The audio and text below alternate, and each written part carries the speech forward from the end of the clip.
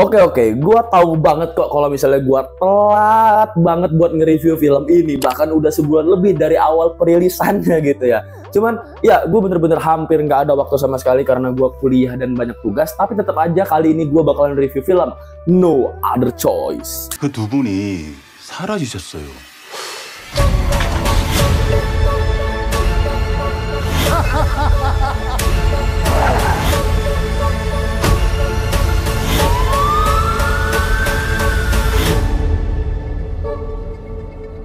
면접 잘 봤어? Anggaplah ini film udah lama banget gitu, jadi gue pengen ngebahas dari segi plotnya terlebih dahulu gitu. Gue penasaran banget nonton film ini, kenapa ya? Karena cuman gara-gara ada si abang frontman doang gitu. Sejujurnya gue kalau misalnya untuk film-film Korea gue nggak terlalu suka sejujurnya gitu. Cuman gue tetap bakal tontonin beberapa yang emang menurut gue bikin penasaran gitu.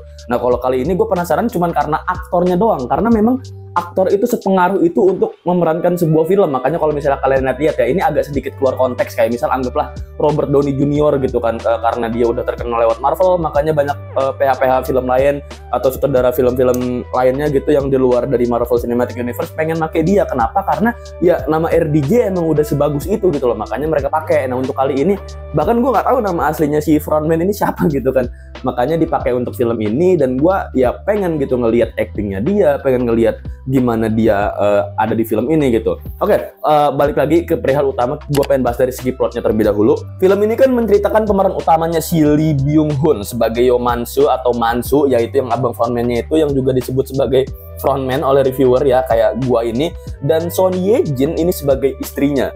Ceritanya itu berpusat pada seorang pekerja pabrik yang tadi si abang frontman-nya itu pekerja pabrik kertas yang hidupnya itu awalnya harmonis dan penuh kehangatan, tapi nah setelah kayak 25 tahun bekerja ini dia tuh dipecat, di PHK massal semuanya, nggak cuma si Mansunya doang, semuanya, karena kalau nggak salah digantiin sama mesin-mesin sama AI apa ya, nggak tahu lah gua juga lah. Nah si abang frontman itu kan putus asa ya, ia akhirnya ngebunuh pesaing-pesaingnya supaya dia menjadi satu-satunya kandidat yang tersisa untuk pekerjaan baru yang ia incar gitu. Tapi dia tetap pengennya itu bekerja di pabrik kertas gitu, karena dia emang secinta itu dengan pabrik kertas. Gue juga nggak tahu fetishnya pabrik kertas kenapa gitu. Nah akhirnya kenapa judulnya No Other Choice, karena kan itu tuh adalah kayak sebuah mantra yang dia ulang terus menerus, kayak no other choice, no other choice. Akhirnya dia gitu loh ya, walaupun kayak meski pilihan lainnya tuh selalu ada, tapi ya dia udah bilang kayak no other choice, no other choice ya. Kayak apa ya, jalan itu kan penuh banget lika-likunya, ada pilihan A, B, C, D, E, F, G, tapi dia tuh menganggap jalan A hanyalah A gitu, nggak ada B, C, D, E, F, G, yaudah no other choice. Film ini tuh ada perubahan kayak moral dan konflik batin dari si karakter utamanya itu,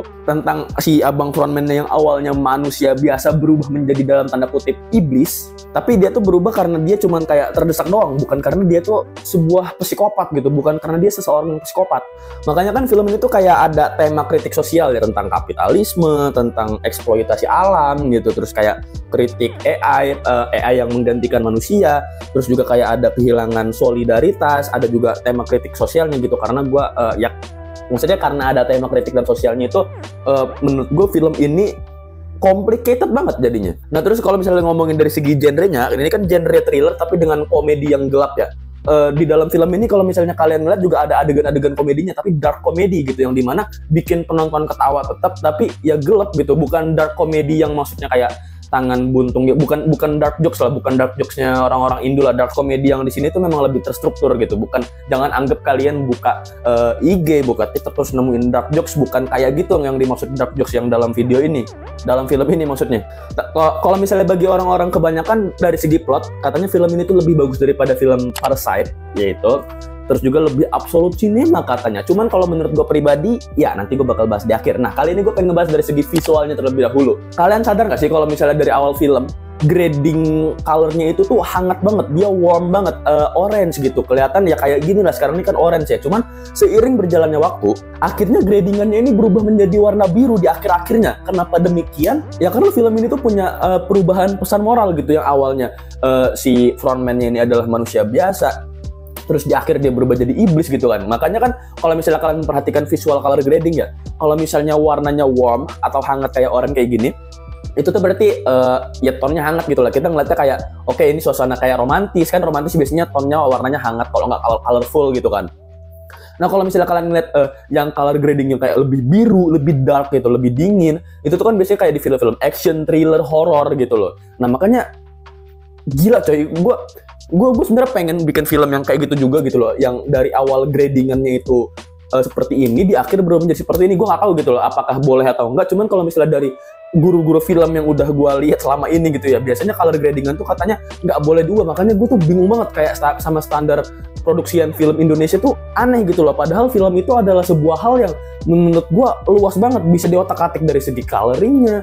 Ya lu lihatlah, coba lihat film-film Indo gitu kan, biasanya kalau hitam putih terus dari awal sampai akhir mungkin gitu. Terus kayak misal gradientnya gini dari awal sampai akhir gitu terus. Kalau film-film luar enggak, kadang kayak ada visualnya yang berbeda-beda, kayak misal Spider-Man Across the Spider-Verse ya, pokoknya Spider-Man yang Sony Animated Spider-Verse itulah, itu visualnya aja beda-beda gitu kan. Terus kayak misal ini film ini yang baru gue bahas juga, gradingan awal sama akhirnya tuh beda gitu loh. Makanya gue heran gitu loh, heran. Oke, terakhir gue pengen ngebahas audio, cuman kayaknya gue nggak terlalu pengen ngebahas soal audio ini karena kalau emang dari ngomongin segi plot dan visual juga itu udah bagus banget. Karena juga gue sendiri adalah orang yang sedikit kurang berpengalaman di bagian audio gitu, gue kurang paham juga mengenai hal-hal audio. Dan ya langsung saja gue bakal kasih nilai skor untuk film ini itu sorry banget, gue nggak sama kayak orang-orang atau reviewer lain, gue bakal ngasih nilai film ini 8/10. Kenapa demikian? Karena sejujurnya gue masih bosen nonton film ini, gue masih ngantuk nonton film ini karena memang ini film slow burn, slow pacing gitu. Gue harus bener-bener fokus untuk menonton film ini, tapi bukan berarti dalam artian film ini jelek juga, enggak. Film ini juga bisa dibilang sebuah selera. Gue juga yakin banyak orang yang nggak bakal menikmati film ini, nggak bakal enjoy sama film ini karena kayak emang rata-rata datar, bahkan ada actionnya pun action datar gitu. Yang itu yang gue rasa. Cuman kalau misalnya emang kalau mau nilai dari segi semi objektifnya kayak misal plot, visual, audio, ya ini emang film absolute cinema gitu. Cuman kalau misalnya dari secara keseluruhan pengalaman menonton ini segala macam, gue bakal kasih nilai film ini 8/10. Oke kawan, jadi mungkin cukup sekian video gue sampai sini. Kalau misalnya kalian gak setuju sama opini gue, silahkan bantah aja. Dan langsung saja terima kasih dan sampai jumpa. Bye bye.